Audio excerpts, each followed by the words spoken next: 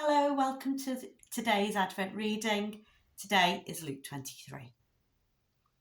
Then the assembly rose as a body and brought Jesus before Pilate.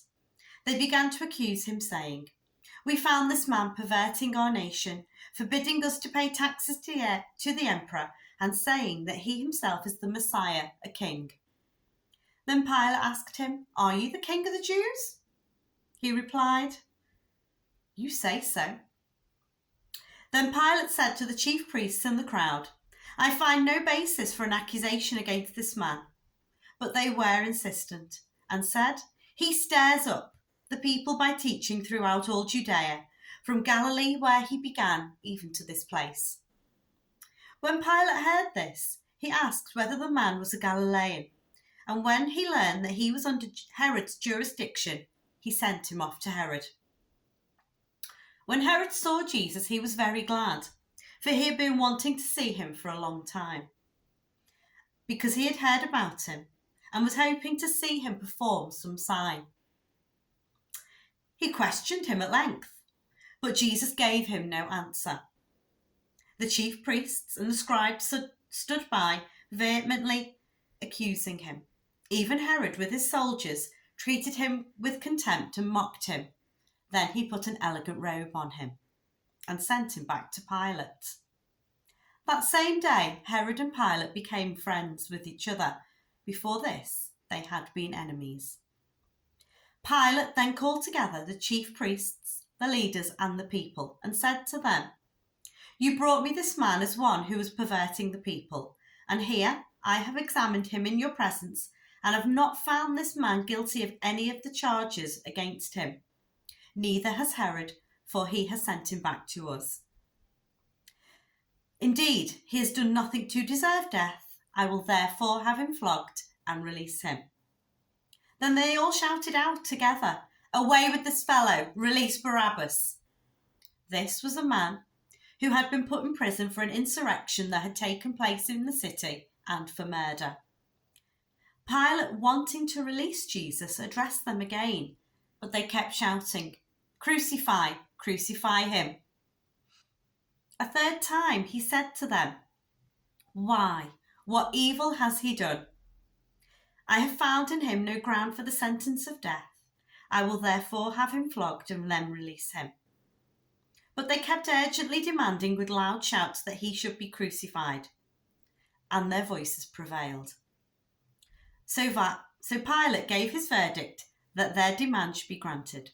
He released the man that they asked for, the one who had been put in prison for insurrection and murder, and he handed Jesus over as they wished. As they led him away, they seized a man, Simon of Cyrene, who was coming from the country, and they laid the cross upon him and made him carry it behind Jesus. A great number of the people followed him, and among them were women who were beating their breasts and wailing for him. But Jesus turned to them and said, "Daughters of Jerusalem, do not weep for me, but weep for yourselves and for your children. For the days are surely coming when they will say, 'Blessed are the barren, and the wombs that never bore, and the breasts that never nursed.' Then they will begin to say to the mountains, 'Fall on us,' and to the hills, 'Cover us.' For if they do this when the wood is green, what will happen when it's dry?" Two others also, who were criminals, were led away to be put to death with him. When they came to the place that is called the Skull, they crucified Jesus there with the criminals, one on his right and one on his left.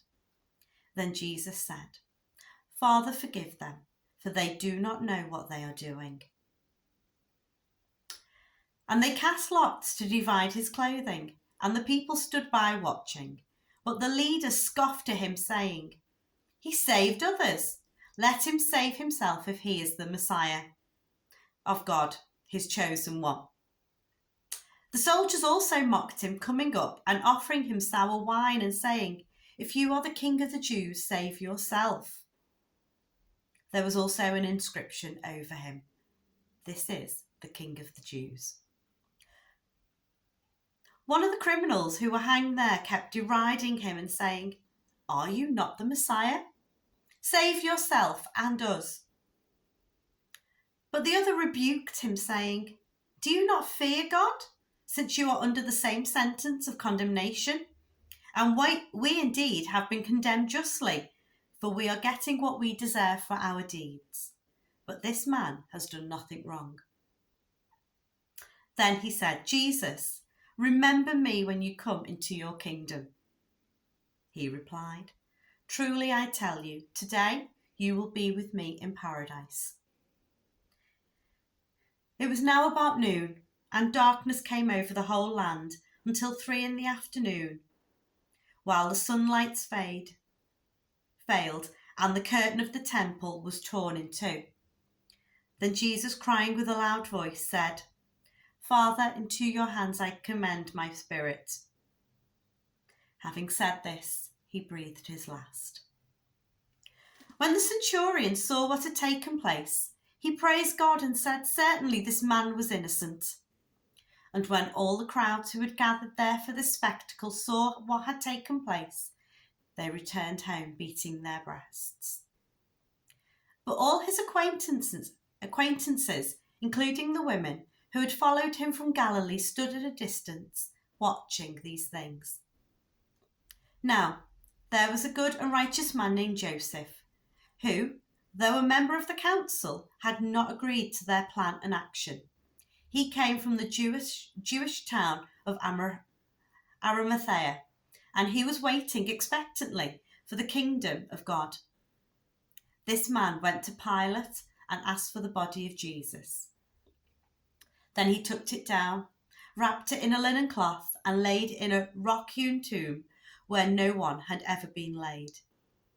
It was the day of preparation, and the Sabbath was beginning. The women who had come with him from Galilee followed, and they saw the tomb and how his body was laid. Then they returned and prepared spices and ointments. On the Sabbath, they rested according to the commandments. Thank you very much for listening, and enjoy your day. Bye-bye.